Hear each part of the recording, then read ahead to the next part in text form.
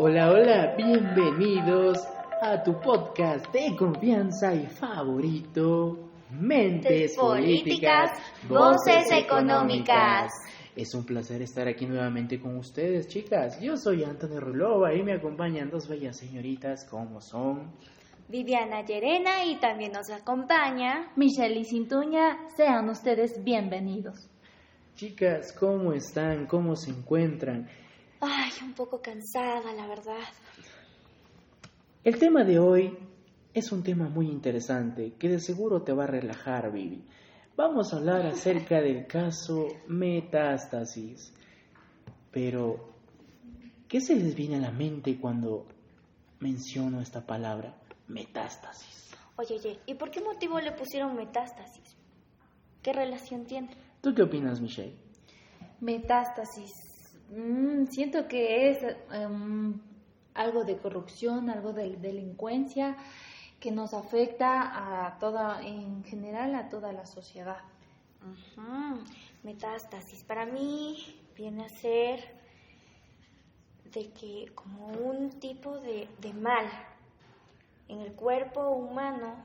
Todos los órganos que funcionan se contaminan, se van destruyendo, y entonces yo lo relaciono que el cuerpo humano es la sociedad donde nosotros estamos, donde nosotros vivimos. Y los órganos funcionales del cuerpo humano son aquellas personas encargadas de mantener el balance de la justicia de esta sociedad. Se contaminaron de corrupción. Entonces, al momento cuando se contaminan, se contagian de corrupción, ¿cómo queda la sociedad? Mal, una sociedad muerta.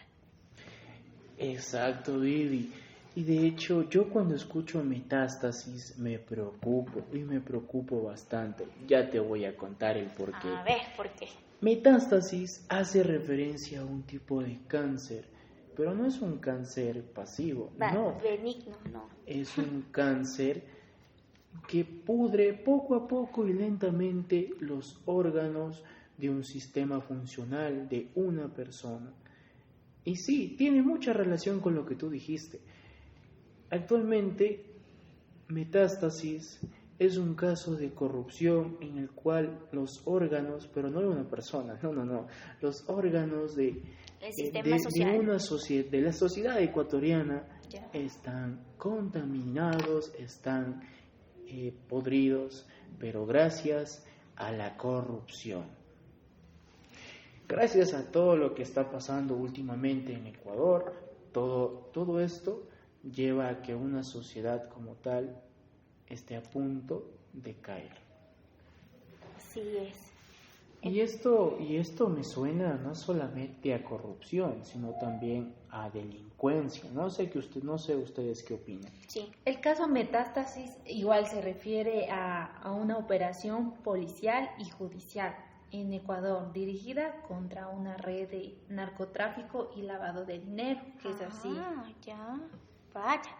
Verás, según la Organización de las Naciones Unidas, se entiende esto de la delincuencia organizada por un grupo delictivo organizado, ya que conforma por más de 3, 4 personas, y estas actúan concentradas en un delito grave para obtener de esta manera indirectamente un beneficio económico o algún orden material. Sigilosamente buscan estrategias, las maneras para hacer este tipo de organizaciones para que los funcionarios encargados de la justicia caigan en este tipo de desequilibrio social, que es la corrupción. Todo lo que tú dices yo lo puedo resumir con una sola palabra. ¿Cuál es esa palabra? Me suena a sobornos. No sé ustedes exactamente. ¿Y desde cuándo no han existido los sobornos? Desde siempre. Pero ¿qué les parece si para que nuestro público nos pueda escuchar, Vivi, ¿tienes algún dato? Sí, tengo algún dato, verás. Las redes delictivas organizadas están implicadas en muchos tipos de actividades ilícitas, delictivas, tales como pueden ser la trata de personas, tráfico de drogas, mecánicas ilícitas, mercancías ilícitas, armas, robos, arma no armada, lavado de dinero. Todo esto tiene que ver con delincuencia organizada. Ahora que mencionas todos estos puntos, me doy cuenta que todo está conectado. A lo largo del podcast vamos a ir desarrollando y vas a ver que tengo razón. Pero en sí lo que quería decir era que, ¿qué les parece si damos unos pequeños datos? Porque el caso Metástasis no es un caso reciente, no es nuevo. A ver, de ¿qué hecho, nos tienes? Las primeras investigaciones por parte de la Fiscalía General del Estado están más o menos desde el año 2019-2020. Casi alrededor de la época de la pandemia del COVID-19. Exacto. ¿Qué sucedió? ¿Qué sucedió? Buena ¿Qué pregunta. sucedió? Por aquel entonces, Ecuador se encontraba bajo régimen de Lenin Moreno. Ajá. Y bueno, ya se dio, Ecuador como tal no estuvo preparado para afrontar la pandemia. Y aparte de que Ecuador no estaba preparado, ¿qué dirían ustedes si les digo que los funcionarios de las altas esferas se aprovecharon de la situación? Exacto, se los involucró en casos de corrupción. ¡Qué bárbaro! No solamente eso, sino que la persona que se encontraba al frente de la capital del país, en Quito, el alcalde de aquel tiempo, Jorge Yunda, se lo vinculó, fue el primero, por así decirlo, en cuanto a lo que es ¿Estaba involucrado las en personas algo? Que estaban involucradas en el caso Metástasis. Les voy a contar por qué. A ver, ¿por qué? Como tal, ninguna provincia del país estaba preparada para afrontar esta catástrofe, esta emergencia global, pero las personas, o estas personas, estos funcionarios se dieron cuenta que también podían sacar provecho de la situación. Y a Jorge Yunda se lo vinculó en casos de corrupción acerca de lo que son las pruebas PCR, que eran las pruebas que estaban destinadas para las personas para poder llegar a tener un diagnóstico de que si estaban contagiadas del COVID-19 o no. Es decir, Jorge Yunda sacó provecho de algo que no le pertenecía, pero como él estaba al frente de una ¿Qué hizo? ¿Pero qué hizo con eso? Claro, como él estaba al frente de una de las ciudades más grandes del país, él se aprovechó para estas pruebas que no eran suyas, venderlas. Y aquí fue cuando ya la Fiscalía General del Estado detectó los primeros casos de corrupción, los primeros casos de desvío de dinero, porque los funcionarios públicos de la noche a la mañana sus cuentas bancarias comenzaron a crecer. Y no solamente eso, sino que también ya había un desvío de fondos como tal, y comenzaron en sí, este organismo del Estado, la Fiscalía, comenzó a detectar movimientos financieros sospechosos en varios contratos públicos. ¿Cuáles fueron esos contratos públicos? Bueno, está bien. Oye, ¿hay una sugestión, un interrogante en mí que se me viene en la mente, verás? ¿Por qué la Fiscalía General del Estado da a conocer todos estos actos de corrupción en el 2023, el 13 de diciembre del 2023? ¿Y por qué no lo daban a conocer en ese preciso momento? ¿O es porque ya estaban realizando las respectivas investigaciones? Me quedé en blanco con tu pregunta, Vivi, perdón. Ay, no te preocupes, no, verás. En sí, como ya venían estos casos de corrupción anteriormente, ¿no será como una cortina de humo o son estrategias? Porque la justicia, ¿será que es justicia? ¿O la corrupción es buena? ¿Estrategias de qué? Por ejemplo, estrategias en que... Estrategias de cómo, digamos, se podría decir entre la corrupción, entre políticos, entre gobiernos, estrategias así o cómo? No, estas estrategias en las que me refiero es, por ejemplo, son la corrupción. Es buena porque la justicia, no hay justicia, se hace actos de corrupción y de esta manera se puede beneficiar a algunos grupos, ¿no es cierto? Este caso es muy delicado. Demasiado, diría yo, porque tiene que ver con la ética.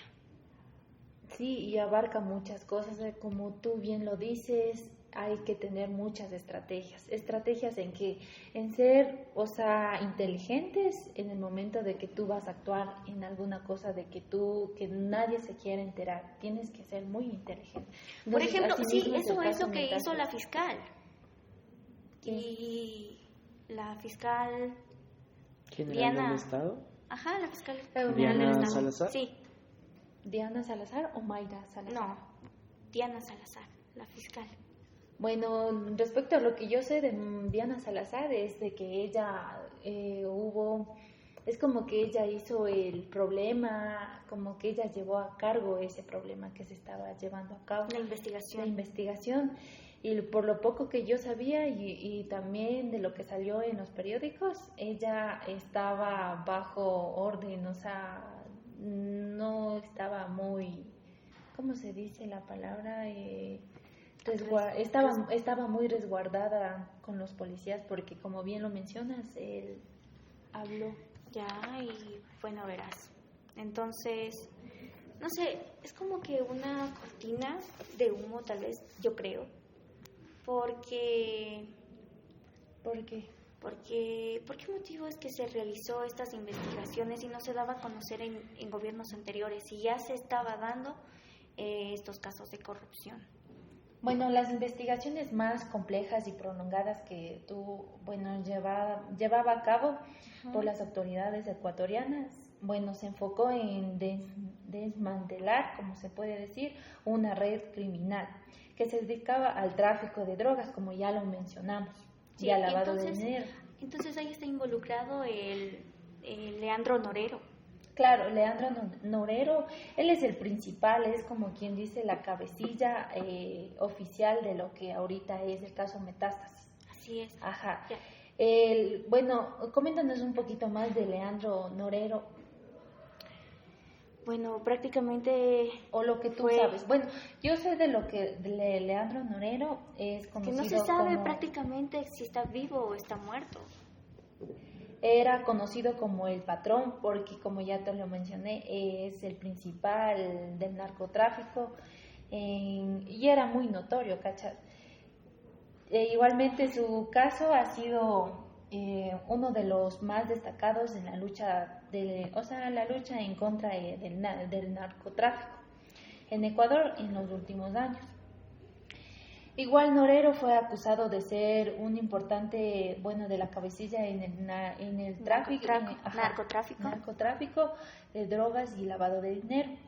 Su organización estaba vinculada con el transporte igualmente y distribución de grandes cantidades de cocaína hacia los Estados Unidos y Europa, operando principalmente desde Ecuador. Ya, verás, hay una investigación de la Fiscalía General del Estado que permitió obtener varias evidencias en los dispositivos celulares que él tenía. Ahí incluían las conversaciones que tenían con ciertas personas los que tenían la balanza de la justicia del Ecuador, prácticamente. Anthony, ¿qué tienes que decir al respecto? Sí, lo que estaban diciendo, pues sí, tienen razón. Yo, al momento de escuchar las noticias, veía los reportajes de que a Leandro Norero se lo vinculaba con lo que son jueces, personas que están en la esfera pública. Incluso en la farándula. En la farándula estuvo muy mencionado porque se metió no me recuerdo la persona con la que estuvo. De hecho, no fue solamente una, sino fueron varias personas del mundo del espectáculo a los que se llegó a la conclusión de que no solamente Norero, sino que el grupo de personas con las cuales él acostumbraba a sociabilizar, les pagaban millones de dólares. Un dineral a estas chicas de la farándula para ustedes, bueno, saben a qué punto quiero llegar, para precisamente no para conversar. Es que Norero enfrentó múltiples cargos, incluyendo, como ya se lo mencionó, igualmente las autoridades destacaron que su captura fue un golpe significativo para que el narcotráfico en la región ya no se propague. Se dé de baja, como se dice, y su influencia en el mercado. Igualmente, es que hay algo que no me queda de la cabeza. Porque, ¿por qué motivo es que tenía un dispositivo y en ese dispositivo tenía toda la información, todas las conversaciones que tenían con estos de negociaciones ilícitas, ilegales, con jueces, fiscales y todas esas personas que tenían el poder? Es que Norero era muy poderoso, como quien lo dice, dentro de la prisión. Entonces, dentro de la prisión hubo muchos, digamos, amigos, amistades hacia él, que fueron jueces, policías, que gracias a ellos llegó el dispositivo que tú mencionaste. Ya, ¿y por qué no se autodestruyó supuestamente en ese accidente que hubo Porque en la cárcel? hubo también... Para mí es una cortina de humo. Igual, ¿te recuerdas que también hubo mención de que el Norero tuvo un amigo y después es como que le traicionó y él es quien menciona, da el aviso para que le puedan dar, matarle al Norero? No solamente eso, recordemos que después de todo el Norero era un narcotraficante muy importante. Y muy reconocido, y aparte tenía muchas malas amistades y muchos malas amistades quizás para el resto de las personas, pero de pronto para él no eran tan malas. ¿Por qué? Porque se dedicaban a protegerlo dentro de la cárcel. Pero bueno, llegó un punto en el cual en la cárcel de la Tacunga, en la rehabilitación, centro de rehabilitación social de Cotopaxi, no corrió con tanta suerte y su vida llegó supuestamente, hay una interrogante porque realmente no sabemos qué es lo que pasó. Puede ser exactamente lo que dijo Viviana, una cortina de humo. Puede ser solo un elemento para intentar distraernos de la realidad, porque hay varias teorías conspirativas que dicen que realmente Norero no está muerto. Incluso hubo una época en la cual se pidió que se exhuma su cadáver para ver si en verdad él había fallecido. O si simplemente se hizo creer esto para darle la libertad del caso y que él pueda disfrutar de su vida. No sé realmente, pero ¿ustedes qué opinan, chicas? Es un caso realmente complejo. Así es. Mira, aquí la noche del 13 y la mañana del 14 de diciembre del 2023, la Fiscalía General del Estado, en coordinación con la Policía Nacional, ejecutó a más de 75 allanamientos en varias provincias del Ecuador. ¿Cuáles son? Y aquí es precisamente lo que en un tramo del podcast mencionaba Michelle. Comenzó por así decirlo, la detonación oficial del caso Metástasis. Las provincias vinculadas fueron la provincia del Oro, por ejemplo, Guayaquil, la provincia del Guayas, la provincia de Los Ríos, Cotopaxi, Chimborazo, Santo Domingo, de los Áchilas. Manabí también estuvo involucrada. Y aquí es cuando se llegó a detener alrededor de 33 personas que ya estaban vinculadas directa o indirectamente con lo que es este entramado enorme de corrupción del caso Metástasis. Eran funcionarios que trabajaban, por ejemplo, en lo que es el elemento judicial, como por ejemplo los jueces, eran abogados que estaban defendiendo a personas que realmente eran criminales, pero que aún así, con todo este entramado de los sobornos y los casos de corrupción que había, pues simplemente lo que hacían era llenarse los bolsillos de dinero y allá, abastecerse solamente ellos. Claro, y aquí es donde entra un conflicto muy grande. ¿Cuál es ese conflicto? la ética profesional de las personas. Claro, la reputación, ¿cómo quedan ellos? ¿Cómo quedamos como país? Exacto, porque si te pones a pensar, si lo ves desde este punto, Norero tenía mucho dinero. Y no solamente él, sino que las personas que formaban parte de su círculo también tenían una cantidad exorbitante de riquezas. De hecho, por ejemplo, a Norero se le confiscaron varias propiedades en lo que es la provincia de Manabí, en sus redes también. No era una persona común, era una persona que tenía un capital económico alto. Económico. Exacto. Y esto a su vez hizo que el resto de personas, como estos jueces, como estos trabajadores, se contagien de esta ambición. Pero ya hay algunos sentenciados. Ahora, no sé qué opinan ustedes y las invito a reflexionar con la siguiente pregunta. A ver. ¿Está bien, qué creen ustedes, ganarse unos $, más defendiendo a estas personas que son criminales, sabiendo que no actúan realmente bajo la ley, sabiendo que a estas personas no les importa causar daño al resto de la sociedad? ¿Está bien ganarse unos $, más que provienen de estas personas? Ay, Dios mío.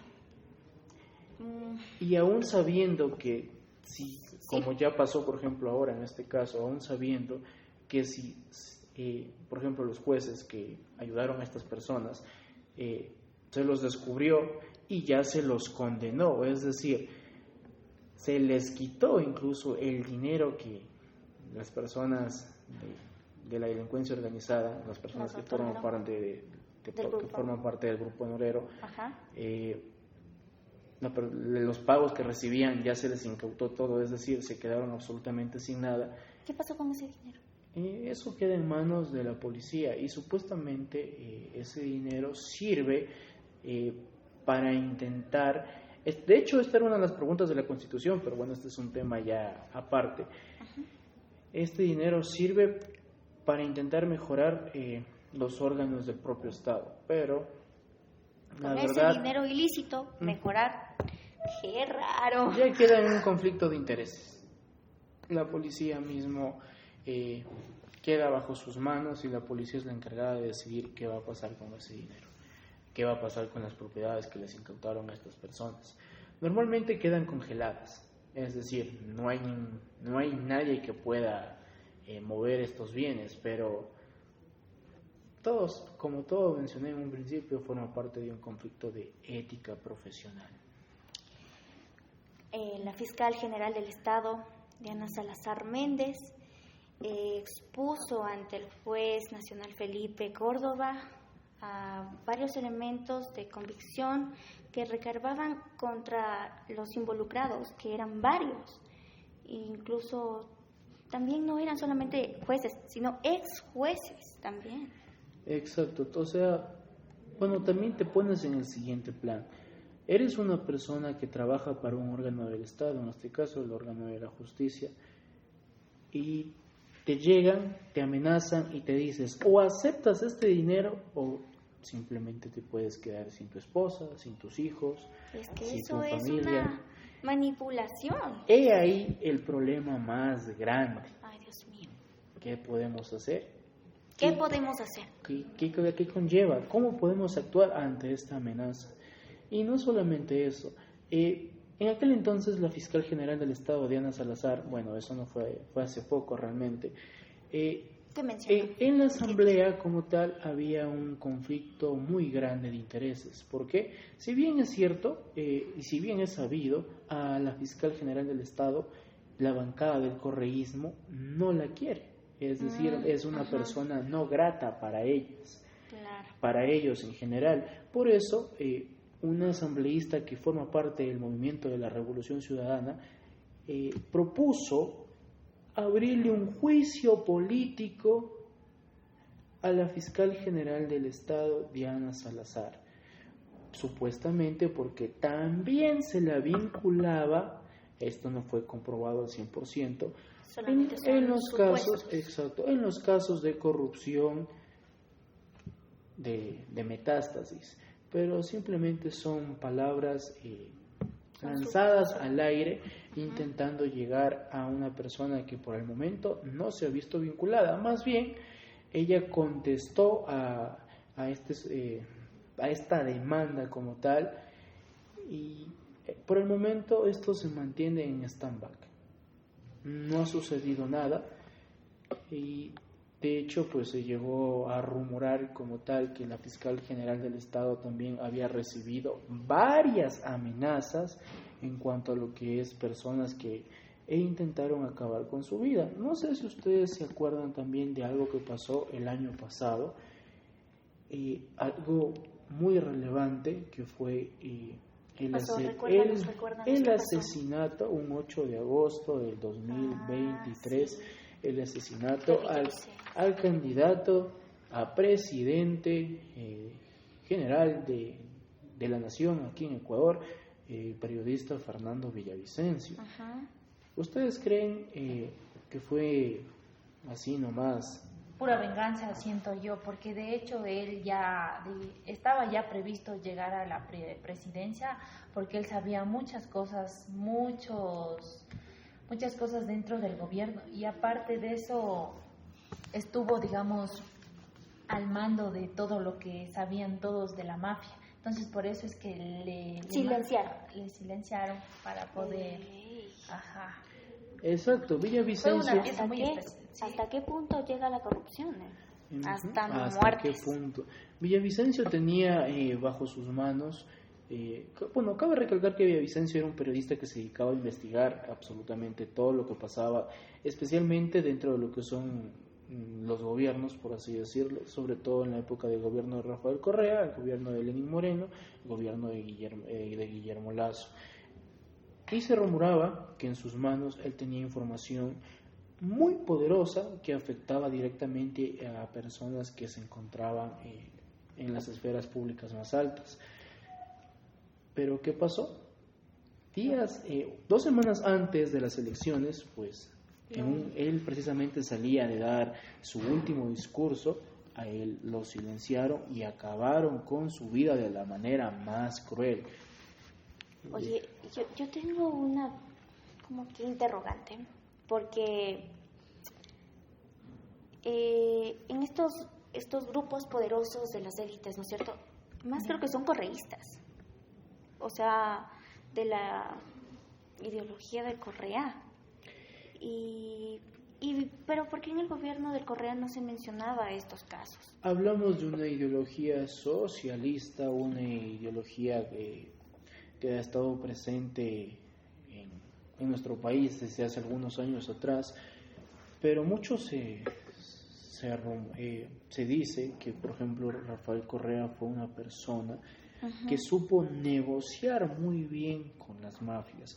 Recordemos que hace un par de años surgió una polémica muy grande que ustedes han escuchado hablar de las bandas, por ejemplo, esta banda que de igual forma parte de lo que es la delincuencia organizada, Latin King. ¿Ya? ¿Qué les diría si les digo que en la época de Correa uno de sus miembros del Latin King llegó a ser asambleísta, por ejemplo? Vaya, es que aquí hay un dilema y sí tiene que ver mucho con la ética, la negociación. Exacto. Negociación. ¿Está bien hacer negociación con estos grupos, organizaciones criminales, para proteger y salvaguardar a la sociedad? ¿O está mal? Es que es una cosa ética, la verdad. Es un dilema porque sí. tú como presidente, tú vas a poner a salvar la vida de tu familia, pero solo tú. Pero tú siendo el presidente, ¿en qué postura te estás poniendo? Entonces ese es el dilema que ahorita está en juego, digamos así. Y no solamente eso, después de todo, si volvemos añitos atrás en el gobierno de Correa, pudimos ver que esto sí le resultó. ¿Por qué? Sí. Ecuador era el tercer país más seguro de toda la región de América Latina. O sea, miren el cambio rotundo que hemos tenido, porque actualmente Ecuador es uno de los países más inseguros de la región. Hemos retrocedido años luz en cuanto a la seguridad. y ahora estas bandas, que si bien es cierto, puede ser que antes se dedicaban también a intentar salvaguardar nuestra integridad, ahora se dedican a destruirla. A destruirla. Claro, así es un dilema completamente controversial. No se sabe si está bien, no se sabe si está mal, si es bueno o es malo. Desde mi punto de vista, y ya para finalizar el podcast, yo les puedo decir que todo gobernante debe aprender a negociar con las mafias, con estas personas que se dedican a la delincuencia organizada, porque en todo país hay. Claro, pero es necesario llevar un equilibrio entre estas dos partes para evitar que una sociedad colapse. Así es. Creo que hemos llegado a la parte final del podcast. Muchachas, fue un honor estar nuevamente aquí compartiendo estos minutos, estos datos a su lado, hablando de este tema. Y hablando acerca del caso Metástasis, que realmente es un caso muy interesante y es un caso inmenso porque los nombres que se los vinculan son bastantes. Así es. Llegamos a la finalización de este podcast, así que nos despedimos. Y nos vemos en el otro capítulo. No se olviden de escucharnos a través de esta plataforma de YouTube en el canal Educambio. Esto fue un gusto. Yo soy Antonio Rulova en compañía de Viviana Llerena y también Michelle Cintuña.